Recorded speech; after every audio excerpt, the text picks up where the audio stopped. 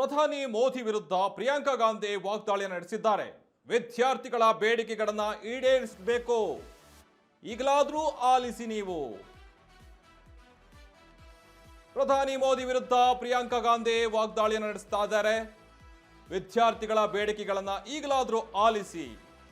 ವಿದ್ಯಾರ್ಥಿಗಳಿಗೆ ವ್ಯವಸ್ಥೆಯ ಮೇಲೆ ಸಂಪೂರ್ಣ ನಂಬಿಕೆ ಹೋಗ್ಬಿಟ್ಟಿದೆ.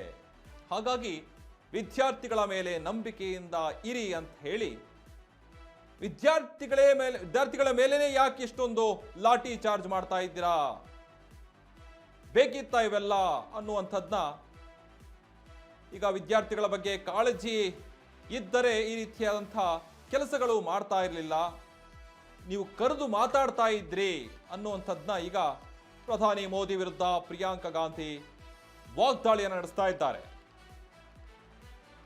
ವಿದ್ಯಾರ್ಥಿಗಳನ್ನ ಮನದಲ್ಲಿಟ್ಕೊಂಡು ಮನವಿಗೆ ಅಂತ ಕರೆದಿದ್ರು. ನನಗೆ ಗೊತ್ತಿರೋ ಮಾಹಿತಿ ಪ್ರಕಾರ ಕೂತು ಮಾತಾಡೋಣ ಅಂತ ಹೇಳಿ ಕರೆದಿದ್ರು ವಿದ್ಯಾರ್ಥಿಗಳನ್ನ. ಆದರೆ ವಿದ್ಯಾರ್ಥಿಗಳೇ ಹೋಗದೆ ಇದ್ದ ಕಾರಣದಿಂದಾಗಿ ಅವರು ಇಲ್ಲಿಗೇ ಬರಲಿ ಅಂತ ಹೇಳಿ ವಾದಗಳನ್ನು ಮಾಡಿದ್ದಾರೆ. ಆದರೂ ಪ್ರಿಯಾಂಕಾ ಗಾಂಧಿ ಅವರಿಗೆ ಅದರ ಅಪ್ಡೇಟ್ ಇದೆಯೋ ಇಲ್ವೇನೋ ಗೊತ್ತಿಲ್ಲ. ಈ ವಿಚಾರವಾಗಿ ಏನು ಹೇಳಿದ್ದಾರೆ ನೋಡೋಣ.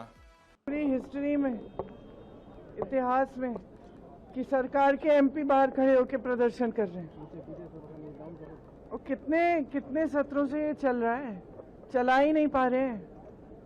बाहर जो हो रहा है देखिए, कमजोर है, एकदम कायर है.